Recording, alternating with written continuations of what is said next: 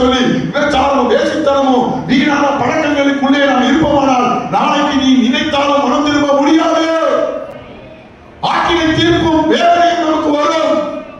அருமையான சகோதரர்களே சகோதரிகளே, இந்த காலத்தால் மனம் திரும்புவதற்கான காலத்தை பிரயோஜனப்படுத்திக் கொள்ளவில்லை. வீணான சிரிப்பு, வீணான கிண்டல், வீணான சாப்பாடு, வீணான பேச்சுக்கள் பெருகி போய்விட்டது. தேவனை தேடுவதற்கான நேரம் இல்லை. ஆண்டவர் இன்றைக்கு உங்களை என்னை பார்த்து எச்சரித்து சொல்லுகிறார், காலத்தை நீ பிரயோஜனப்படுத்திக் கொள். இழந்த காலத்தை நீ திரும்பவும் சேமிக்க முடியாது. இந்த காலத்தில் தானே நீ மனம் திரும்பு. ஜனங்களே மனம் திரும்புங்கள். ஹல்லேலூயா. இன்றைக்கு நான் சர்ச்சுக்கு வர கூட ஒரு என்டர்டைன்மெண்ட் வந்துட்டு இருக்கிறோம். மிகவும் ஆபத்தான ஒரு நிலை.